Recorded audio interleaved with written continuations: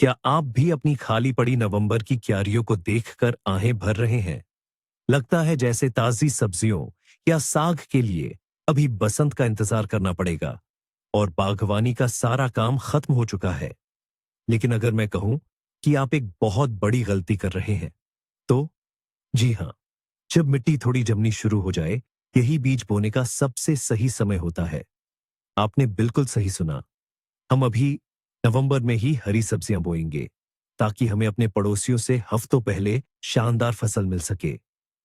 आज के इस वीडियो में मैं आपको जाड़े में बुवाई, विंटर सोविंग के वो सारे राज बताऊंगा जो आपकी बसंत की बगिया को ईर्ष्या का केंद्र बना देंगे।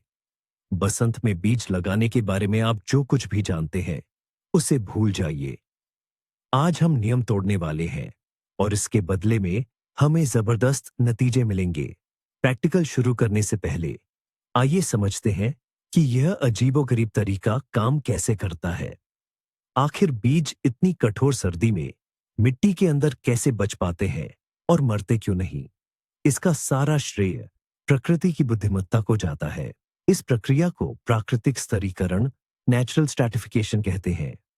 जंगल में बीज पतझड़, शरद ऋतु में गिर जाते हैं, बर्फ के नीचे पूरी सर्दी गुजारते हैं और बसंत की पहली धूप के साथ ही उगना शुरू कर देते हैं। ठंड और नमी उनकी सख्त बाहरी परत को तोड़ देती है, जो उन्हें अंकुरित होने के लिए प्रेरित करती है। जाड़े में बुवाई करके हम बस इसी प्राकृतिक चक्र की नकल कर रहे हैं। बीज पतझड़ में अंकुरित नहीं होंगे, क्योंकि मौसम बहुत ठंडा है। वे मिट्टी में आराम करेंगे, मजबूत बनेंगे और ताकत जमा करेंगे, ताकि बसंत में जैसे ही बर्फ पिघलेगी, उन्हें एक जबरदस्त और एकजुट शुरुआत मिल सके। इस तरह के पौधे जो हम बसंत में सीधे लगाते हैं, उनसे कहीं ज्यादा मजबूत और स्वस्थ होते हैं। तो आइए सबसे जरूरी सवाल से शुरू करते हैं।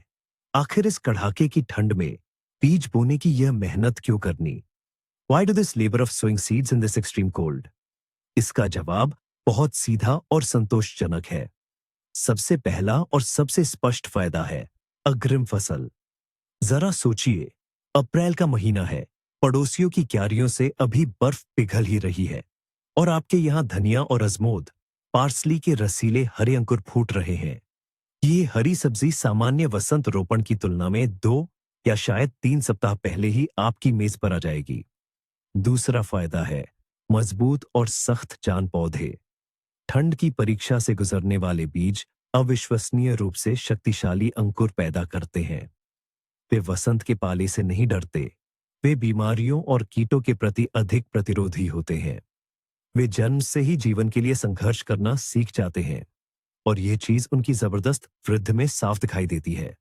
और तीसरा, जो उतना ही जरूरी है, वह है कीमती वसंत के समय की बचत। वसंत ऋतु में एक बागवान के लिए हर मिनट मायने रखता है। ग्रीन हाउस तैयार करो, पौध बो, बगीचे का उपचार करो। लेकिन आपकी हरी सब्जियों की क्यारियां पहले ही बिना किसी मेहनत के आपके लिए काम कर रही होंगी। आपको बस फार्म हाउस आना है और नवंबर में की गई अपनी मेहनत का परिणाम देखना है। मुख्य फायदे की बात तो हमने समझ ली, लेकिन यहीं पर हर माली या किसान के मन में सबसे बड़ा डर आता है। कहीं बीज जम ना जाए। क्या वे पूरी लंबी सर्दी बर्फीली जमीन में खराब हो जाएंगे? आइए इस गलतफहमी को हमेशा के लिए दूर करते हैं।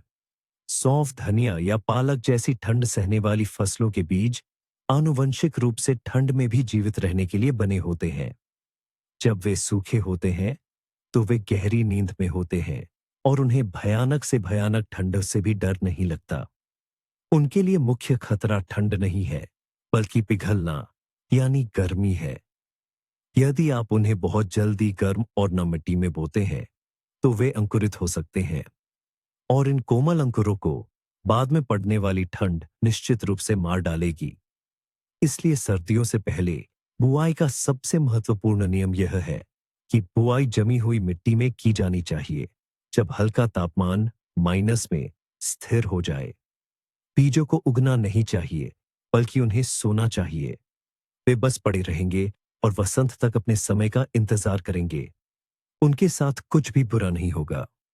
प्रकृति ने हमारे लिए सब कुछ पहले से ही सोच रखा है। अब बात करते हैं सबसे जरूरी चीज की, यानी सही समय चुनने की। आखिर वह कौन सा सही समय है जब हमें यह शीतकालीन विंटर बुवाई करनी चाहिए? इसके लिए आप कैलेंडर पर भरोसा नहीं कर सकते। एक क्षेत्र में नवंबर का महीना गर्म और बरसात वाला हो सकता है, जबकि दूसरे में वह पूरी तरह से ठंड वाला यानी असली सर्दी का हो सकता है। आपका मुख्य मार्गदर्शन होगा मिट्टी की स्थिति और मौसम का पूर्वानुमान।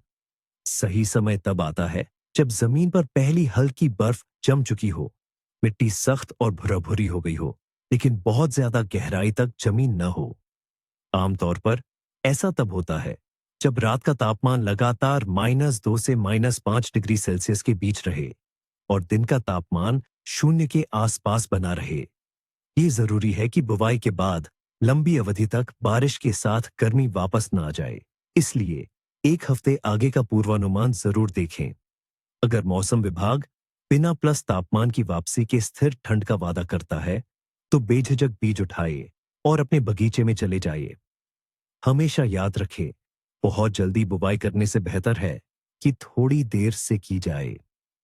हमारा मकसद बीजों को सुलाना है, उन्हें समय से पहले जगाना नहीं। सर्दियों की बुवाई के लिए सही जगह चुनना आधी सफलता है। हो सकता है कि पतझड़ में आपको बगीचे की सारी जगह एक जैसी लगे, लेकिन बसंत स्प्रिंग आते ही आपको अंतर समझ में आ जाएगा। हमें एक ऐसी जमीन खोजनी है जो दो मुख्य शर्तों को पूरा करती हो। पहली बात, उस जगह पर अच्छी धूप आनी चाहिए। बसंत में जब सूरज नीचे होता है और उसकी रोशनी कम तेज होती है, तब उसकी हर किरण सोने जितनी कीमती होती है। धूप वाली जगह पर बर्फ जल्दी पिघलती है, जमीन पहले गर्म होती है और आपके अंकुर भी सबसे पहले निकलेंगे। निचले इलाकों और उन जगहों से बचे जहां बसंत में पिघला हुआ पानी जमा होता है। जरूरत से ज्यादा नमी बीजों को गला सकती है और सड़ा सकती है। सबसे अच्छा होगा अगर आपकी क्यारी में दक्षिण की ओर हल्का ढलान हो। इससे अच्छी गर्मी मिलेगी और साथ ही अतिरिक्त पानी का निकास भी सही से हो पाएगा। दूसरी बात, ऐसी जगह चुने जो तेज हवाओं से सुरक्षित हो। सर्दियों में हवा बर्फ को उड़ा ले जाती है, जिससे जमीन खुल जाती है और बीज ज्यादा पाले या जमने के जोखिम में आ जाते हैं। और बसंत में यही हवा मिट्टी को सुखा देती है, जो नए निकले अंकुरों के लिए बहुत हानिकारक है। उत्तर दिशा की तरफ एक छोटी बाढ़, घर की दीवार या हरी बाढ़, झाड़ियों की बाढ़ आपकी भविष्य की इस विटामिन वाली बागवानी के लिए बेहतरीन सुरक्षा प्रदान करेगी। सबसे जरूरी काम जिसे आखिरी पल के लिए टालना बिल्कुल नहीं चाहिए, वह है अपनी क्यारी या बेड तैयार करना। यह काम आपको पहले ही कर लेना चाहिए, अक्टूबर या नवंबर की शुरुआत में, जब मिट्टी अभी भी नरम और काम करने लायक होती है। जमी हुई मिट्टी खोदने की कोशिश करना बेकार और बहुत थका देने वाला काम है। तो अब हमें क्या करना है? सबसे पहले जिस जगह को आपने चुना है, उसे खरपतवार और सभी तरह के पौधों के अवशेषों से अच्छी तरह साफ कर लें। इसके बाद मिट्टी को एक फावड़े की गहराई तक खोद डालें। अगर आपकी जमीन भारी और चिकनी मिट्टी वाली है, तो इसमें मिट्टी को भुरभुरी बनाने वाली चीजें जरूर मिलाएं, जैसे रेत, पुरानी सड़ी हुई लकड़ी का चूरा या खाद। इससे मिट्टी में हवा का संचार बेहतर होगा और ऊपर बर्फीली परत नहीं जमेगी। मिट्टी खोदने के बाद रैपर, रेक की मदद से सतह को समतल कर लें और सभी ढेलों को तोड़ दें। और सबसे अहम बात, बुआई के लिए तुरंत ही खांचे, लाइंस बना लें। इनकी गहराई वसंत में की जाने वाली बुआई से थोड़ी ज्यादा होनी चाहिए, लगभग 3 से 4 सेंटीमीटर।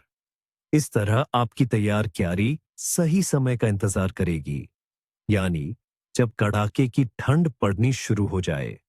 पहले से तैयार किए गए ये खांचे ही आपकी सफलता की कुंजी है। इससे पहले हमने बात की थी कि क्यारी या बेड तैयार करते समय हमें क्या क्या करना चाहिए। अब आइए उन गलतियों पर चर्चा करते हैं जो हमें बिल्कुल भी नहीं करनी चाहिए। ये गलतियां आपकी सारी मेहनत पर पानी फेर सकती हैं। गलती नंबर 1, ताजे गोबर की खाद या नाइट्रोजन युक्त उर्वरक डालना। याद रखें, पतझड़ और सर्दियों में पौधों को नाइट्रोजन की आवश्यकता नहीं होती है। यह हरी पत्तियों की वृद्धि को बढ़ावा देता है। अगर आप इसे डालते हैं तो हल्की सी भी गर्मी पड़ने पर बीज समय से पहले अंकुरित हो सकते हैं, जिससे वे नष्ट हो जाएंगे। फास्फोरस और पोटेशियम को छोड़कर बाकी सभी प्रकार के जैविक और रासायनिक उर्वरकों को हमें वसंत ऋतु के लिए बचाकर रखना है। गलती नंबर 2, क्यारी को बिना खोदे या पलटे छोड़ देना। कुछ लोग सोचते हैं कि बीज को बस ऊपर ही बिखेर देना काफी है, लेकिन यह सोच गलत है। कठोर और बिना पलटी हुई मिट्टी में बीज ठीक से जम नहीं पाते हैं और वसंत में बर्फ पिघलने के पानी के साथ वे बह सकते हैं। और गलती नंबर 3, जो सबसे बड़ी और खतरनाक है, बुवाई से पहले या बाद में क्यारी में पानी देना। मुख्य नियम याद रखें। सर्दियों में बुवाई हमेशा सूखी और थोड़ी जमी हुई मिट्टी में ही की जाती है। जरा सी भी अतिरिक्त नमी एक बड़ा जोखिम है। यह नमी बर्फ बन जाएगी, जिससे बीज खराब हो सकते हैं या मिट्टी पर एक कठोर अभेद्य परत बन सकती है। आपकी क्यारी वसंत तक पूरी तरह सूखी रहनी चाहिए, जब पिघलती हुई बर्फ का पानी खुद ही उसे नमी देगा। तो अब जब हमने क्यारी तैयार कर ली है, तो आइए बात करते हैं हमारी इस सर्दी की बागवानी के असली हीरोज की। आखिर कौन सी ऐसी हरी सब्जियां हैं जो जमीन में रहकर पूरी सर्दी झेल सकती है? ये किसी चुनौती से कम नहीं। शुरुआत करते हैं खुशबू की रानी से, यानी अजमोद पार्सले से। सर्दियों से ठीक पहले की बुवाई के लिए पत्ती वाली किस्में, लीफ वैरायटीज सबसे बेहतरीन होती है, जैसे कि बोगाटेर या इटालियन जायंट जैसे नाम। जड़ वाली अजमोद, रूट पार्सली की बुवाई के लिए वसंत का मौसम ही बेहतर है। अजमोद के बीज काफी देर से अंकुरित होते हैं, क्योंकि उनमें एसेंशियल ऑनायल्स की मात्रा बहुत ज्यादा होती है, जो उनके उगने में रुकावट डालती है। और ऐसे बीजों के लिए सर्दियों का शीत स्तरीकरण, विंटर स्ट्रैटिफिकेशन, एक तरह का वरदान साबित होता है। पूरी सर्दी ठंडक और नमी अपना काम खुद कर लेती है। यह तैलीय परत, ऑयली कोटिंग, टूट जाती है और आपको वसंत में बिना किसी भिगोने या उत्प्रेरक स्टिमुलेंट्स के इस्तेमाल के एक साथ ढेर सारे मजबूत पौधे मिलते हैं।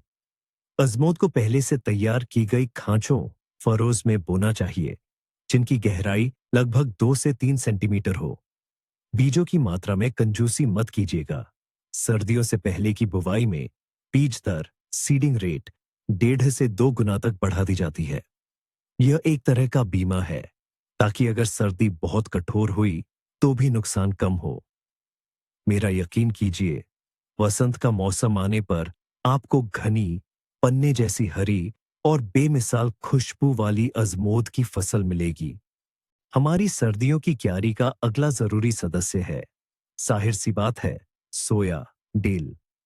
गर्मियों के सलाद या नई आलू की सब्जी की कल्पना भी इसके खुशबूदार तीखे स्वाद के बिना अधूरी है, और इसे जितना जल्दी हो सके उगाना हर माली का सपना होता है। नवंबर में बुवाई के लिए आप मध्यम या देर से तैयार होने वाली किस्मों को चुनें, जैसे कि एलिगेटर या कुस्तोवॉय।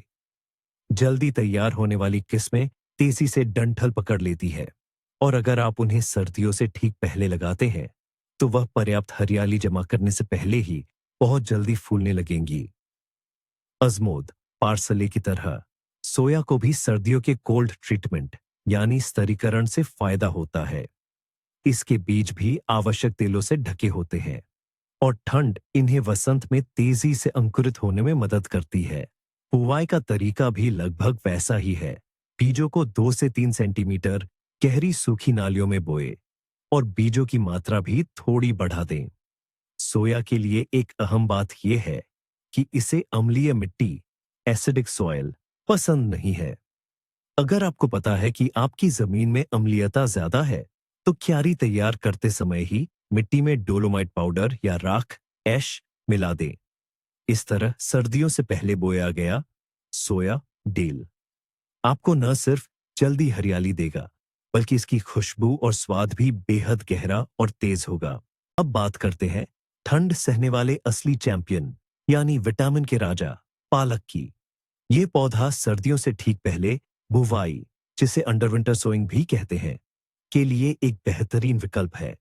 इसके अंकुर -6 से 8 डिग्री तक की ठंड को भी आसानी से झेल सकते हैं। पतझड़ या देर से बुवाई के लिए माटाडोर या विक्टोरिया जैसे किस्मों को सबसे अच्छा माना जाता है। पालक के बीज काफी बड़े होते हैं, इसलिए इसे बोना धनिया या सोया जैसी चीजों के मुकाबले आसान होता है।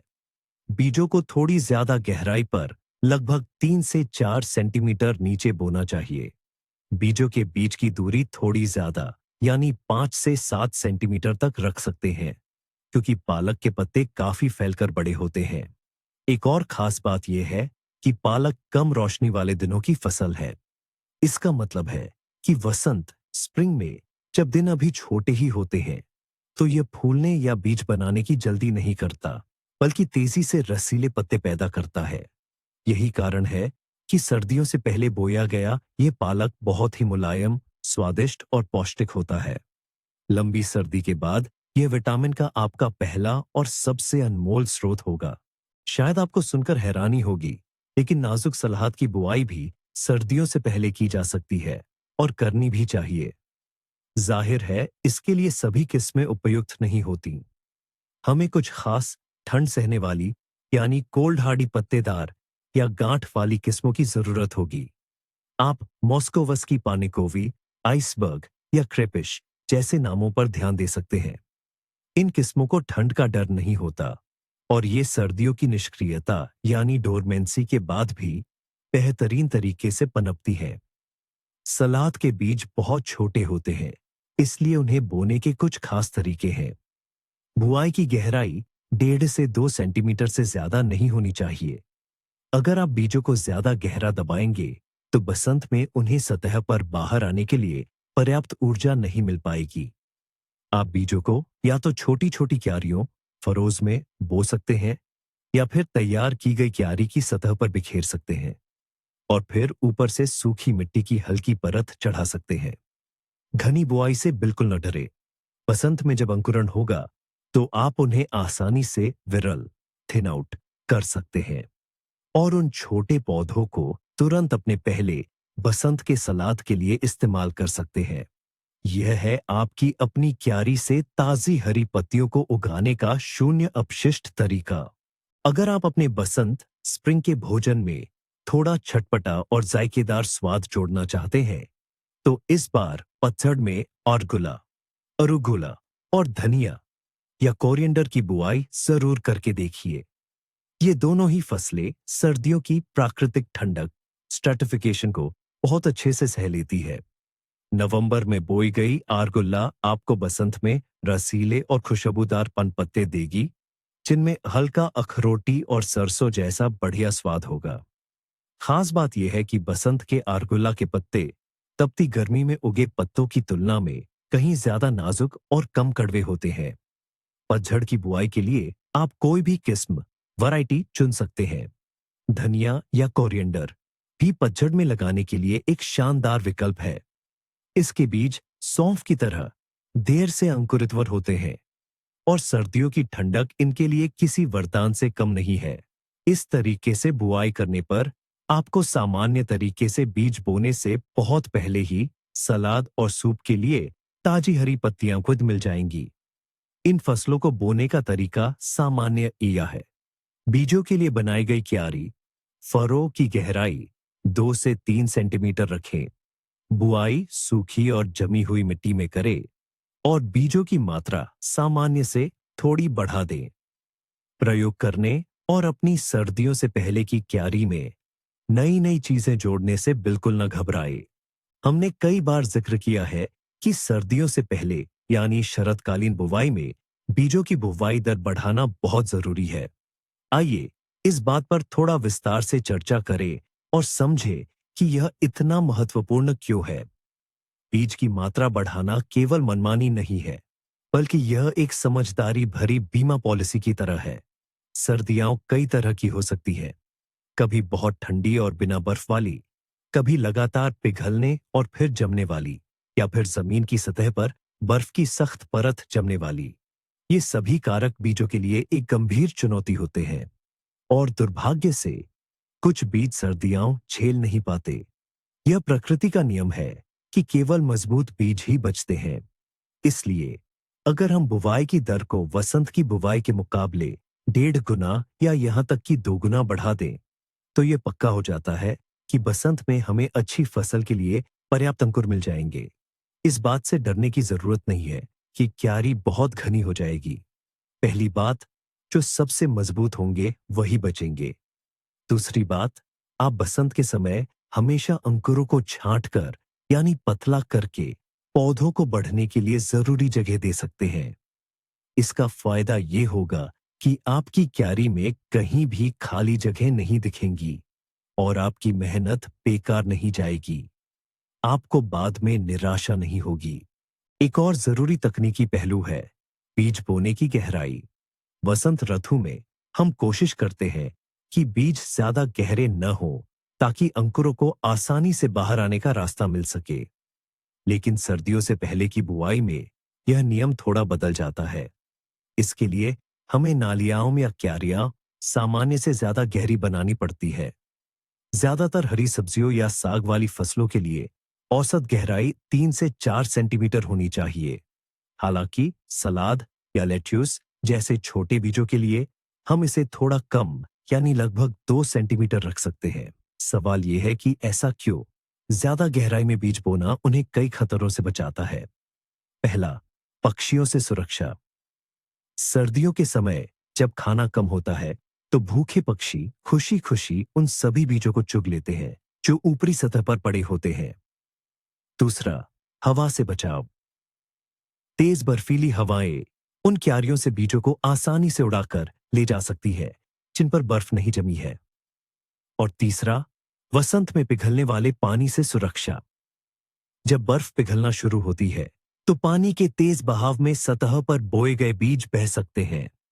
गहराई में बुआई करने से आपके बीज वसंत तक सुरक्षित रूप से जमे रहते हैं, जिससे आपकी भावी फसल की सुरक्षा सुनिश्चित होती है। हम अब सबसे अहम इस पतझड़ की बुआई के सुनहरे नियम पर पहुंच गए हैं। मैंने इसे पहले भी बताया था, लेकिन इस पर खास जोर देना बहुत जरूरी है। यह है सूखी बुआई का नियम।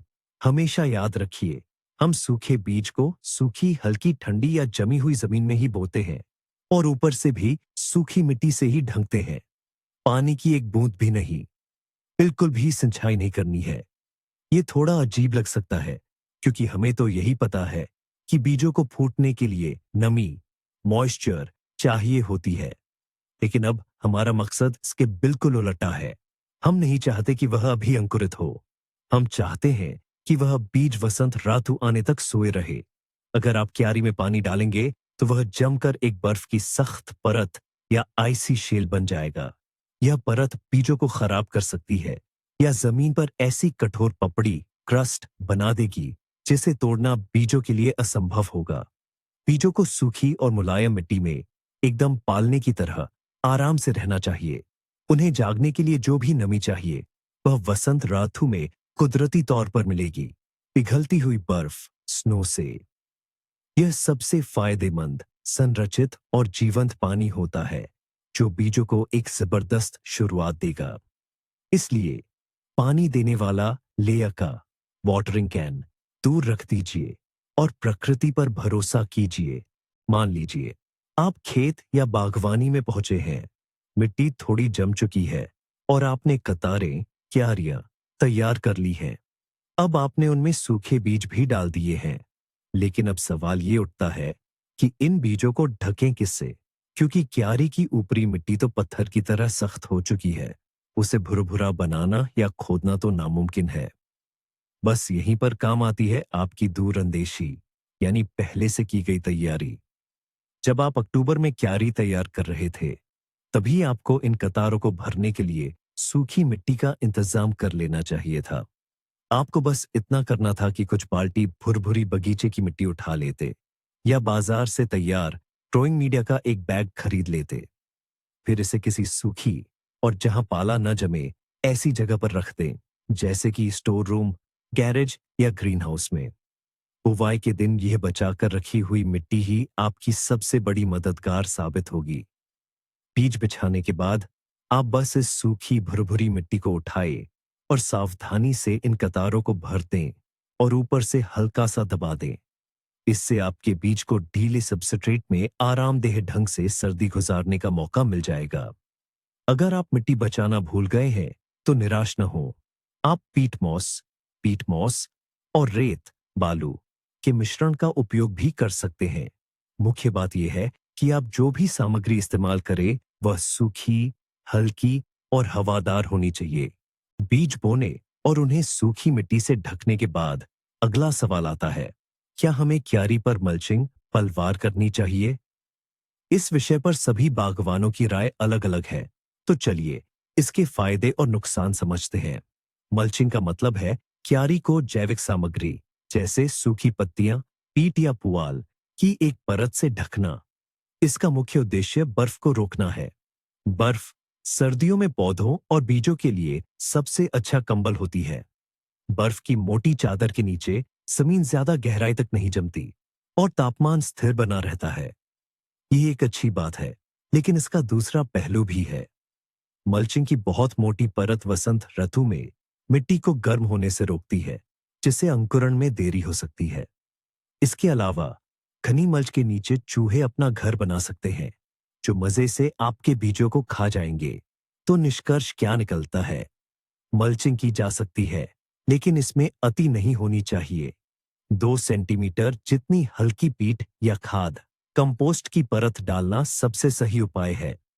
और सबसे बेहतरीन मल्चिंग ये है कि आप क्यारी पर बस कटी हुई टहनियां फेंक दें, जो पहली बर्फ को रोकने में कमाल का काम करती है। बसंत के मौसम की कल्पना कीजिए। बर्फ पिघल चुकी है, मिट्टी नर्म हो गई है और आप बेसब्री से पहले अंकुर फूटने का इंतजार कर रहे हैं। लेकिन तभी एक समस्या आती है। आप पूरी तरह भूल चुके हैं कि पिछली बार आपने कहां और क्या बोया था। क्या यह स्थिति जानी पहचानी लगती है? इस समस्या से बचने के लिए यह बहुत जरूरी है कि आप अपनी सर्दियों से पहले की बुवाई को सही ढंग से चिह्नित मार्क करें। केवल अपनी याददाश्त पर निर्भर न रहे, क्योंकि सर्दी गुजरते गुजरते सब कुछ धुंधला हो जाता है। सबसे आसान और भरोसेमंद तरीका है कि आप हर पंक्ति औरों की शुरुआत और अंत में खूंटे, पेजियस या टैग एंड लेबल्स लगा दें और उस पर फसल का नाम लिख दें। ध्यान रखें कि आप जलरोधक वाटरप्रूफ मार्कर का इस्तेमाल करें, ताकि वे बारिश और बर्फ से मिट न जाए। आप कागज पर अपने बगीचे का एक छोटा सा प्लान या लेआउट भी बना सकते हैं और उसे वसंत तक संभाल कर रख सकते हैं। इससे आपको न केवल यह जानने में मदद मिलेगी कि अंकुर कहां से निकलेंगे, बल्कि आप अपनी अगली वसंत की बुवाई की भी ठीक से योजना बना पाएंगे। आपको ठीक ठीक पता होगा कि कहां डिल पहले से ही उग रहा है और कहां आप मूली, रेडिश जैसी कोई दूसरी चीज लगा सकते हैं। सही और व्यवस्थित मार्किंग एक अनुभवी और संगठित माली गार्डनर की पहचान होती है, जो अपने समय और मेहनत को महत्व देता है। लंबी सर्दियां अब गुजर चुकी हैं, सूरज अपनी गर्मी दिखाने लगा है और आपके खेत या बागीचे में जमी बर्फ पिघल रही है। अब सवाल यह है कि हमने जो सर्दी से पहले बुवाई की थी, विंटर सोइंग, उन क्यारियों का आगे क्या करें? बीजों को उगने में कैसे मदद करें? सबसे पहला काम जो हमें करना है वह है इसी क्यारी से बर्फ पिघलने की प्रक्रिया को तेज करना। इसके लिए आप बर्फ पर राख, चौला या पीट मॉस, टॉर्प की एक पतली परत छिड़क सकते हैं। ये गहरे रंग के कण सूरज की गर्मी को अपनी ओर खींचेंगे और आपकी क्यारी से बर्फ कुछ दिनों पहले ही हट जाएगी। जैसे ही जमीन बर्फ से पूरी तरह आजाद हो जाए, और अगर आपने मल्च का इस्तेमाल किया था, तो उसे धीरे से रेक या हाथों की मदद से हटा दें। ऐसा करने से मिट्टी को सांस लेने और सूरज की गर्मी से अच्छी तरह गर्म होने का मौका मिलेगा। अगला जरूरी कदम है क्यारी पर डंडे या तार की चाप, हुप्स लगाना और उसे किसी नॉन वोवन कपड़े जैसे कि स्पन बॉन्ड से ढक देना। यह एक मिनी ग्रीन हाउस पार्निया जैसा प्रभाव पैदा करेगा। ये कोमल अंकुरों को अचानक आने वाले पाले या रात के तापमान में होने वाले उतार चढ़ाव से बचाएगा। साथ ही मिट्टी में जरूरी नमी भी बनी रहेगी। इस तरह की सुरक्षा के नीचे आपकी सब्जियां और पत्तेदार हरियाली बहुत तेजी से उगेंगी, जैसे उन्हें कोई टॉनिक मिल गया हो। यह एक आसान सी ट्रिक है, जो आपकी पहली फसल को बाजार में सबसे पहले लाने में काफी मदद कर सकती है। अंडर विंटर सोइंग की यह विधि चाहे कितनी भी असरदार क्यों न हो, इसमें भी कभी-कभी दिक्कतें आ सकती हैं। आइए हम इन समस्याओं के लिए तैयार रहें। सबसे आम समस्या है सर्दियों में लंबी अवधि तक चलने वाली गर्माहट या पिघलाव। अगर बीज बोने के बाद लंबे समय के लिए मौसम गर्म और बारिश वाला हो जाता है, तो बीज समय से पहले अंकुरित हो सकते हैं। दुर्भाग्य से ऐसी स्थिति में उनके बचने की संभावना काफी कम होती है। इसीलिए बुवाई का सही समय चुनना बहुत जरूरी है। बुवाई हमेशा ऐसी जमीन में करें जो पहले से ही जम चुकी हो। दूसरी समस्या है क्यारी की सतह पर बर्फ की पपड़ी का जम जाना। यह तब होता है जब गर्म हवाओं और बारिश के बाद अचानक तेज ठंड पड़ती है। यह बर्फ की पपड़ी बीजों तक हवा का रास्ता बंद कर देती है। वसंत ऋतु में जैसे ही मौका मिले, आपको रेक की मदद से इस पपड़ी को सावधानी से तोड़ देना चाहिए। तीसरी परेशानी है वसंत ऋतु का सूखा। कभी-कभी बर्फ बहुत जल्दी पिघल जाती है और बारिश नहीं होती। पिघला हुआ पानी तुरंत वाष्पित हो जाता है, जिससे मिट्टी की ऊपरी परत सूख जाती है। इस स्थिति में अंकुरण हो जाने के बाद पौधों को मजबूती दिलाने के लिए आपको क्यारी को गुनगुने पानी से धीरे-धीरे सींचना पड़ेगा। और आखिरकार वह पल आ ही गया जिसके लिए यह सब शुरू किया गया था। यह है जीत का पल, जब आपके पड़ोसी अभी अपनी क्यारियां खोदना और बीज भिगोना शुरू ही कर रहे हैं। आप अपने बगीचे में जाते हैं और खुशबूदार धनिये का पहला गुच्छा तोड़ते हैं। आप अपने खुद के लगाए हुए कुरकुरे पालक और ताजे सलाद के पत्तों से सलाद बनाते हैं। यह एहसास शब्दों में बयान नहीं किया जा सकता। ये महज खाना नहीं है, ये लंबी सर्दियों पर एक सच्ची जीत है। ये है पहले ताजे जिंदा विटामिन, जिनका स्वाद किसी अमृत से कम नहीं लगता। सर्दियों से पहले की यह बुवाई महज एक कृषि तकनीक नहीं है, यह स्मार्ट बागवानी का एक पूरा दर्शन है। यह प्रकृति के चक्रों को समझकर उसके साथ तालमेल बिठाकर काम करने का एक शानदार तरीका है। इससे आपको वसंत ऋतु में और भी जरूरी कामों के लिए पर्याप्त समय मिल जाता है। एक बार इस नवंबर की चतुर तरकीब को आजमा लेने के बाद आप इसे कभी नहीं छोड़ेंगे। आपका बगीचा आपको एक भरपूर और सबसे जरूरी बात, बहुत जल्दी वाली फसल देकर धन्यवाद करेगा। तो आइए जल्दी से इस चर्चा को समाप्त करते हैं और निष्कर्ष निकालते हैं। आज हमने उस रूढ़िवादी सोच को तोड़ दिया कि नवंबर का महीना बागवानी के लिए बेकार या मृत मौसम होता है। हमने जाना कि ठंड से पहले बीज बोना कोई मुश्किल काम नहीं, बल्कि यह एक अविश्वसनीय रूप से प्रभावी और समझदारी भरा तरीका है, जिससे हम समय से कुछ हफ्ते पहले ही अपनी फसल पा सकते हैं। हमने यह भी समझा कि सही समय और जगह का चुनाव कैसे करें, क्यारी को कैसे तैयार करना है और इस प्रयोग के लिए कौन सी सब्जियां सबसे अच्छी रहेंगी। मुख्य बातें जो आपको हमेशा याद रखनी है। बीज तब बोएं जब जमीन हल्की जमी हुई हो। केवल सूखे बीजों का उपयोग करें, सूखी मिट्टी से ही उन्हें ढकें और बुवाई की मात्रा, सीड क्वांटिटी थोड़ी बढ़ा दें। यह आसान तरीका आपको न केवल जल्दी विटामिन से भरपूर उपज देगा, बल्कि पौधे भी मजबूत और कठोर बनेंगे। साथ ही आपकी वसंत स्प्रिंग में बहुत सारा समय भी बचेगा। इस वीडियो को अंत तक देखने के लिए आपका बहुत बहुत धन्यवाद। मुझे उम्मीद है कि ये आपको बागवानी में कुछ नया और शानदार करने के लिए प्रेरित करेगा। चैनल को सब्सक्राइब जरूर करें। अगर यह जानकारी उपयोगी लगी हो तो वीडियो को लाइक करें और नए एपिसोड्स न छोड़े। इसके लिए बेल आइकॉन घंटी दबाना न भूलें। और अब मेरा आपसे एक सवाल, क्या आपने कभी ठंड से पहले या सर्दी के लिए बीज बोने की कोशिश की है?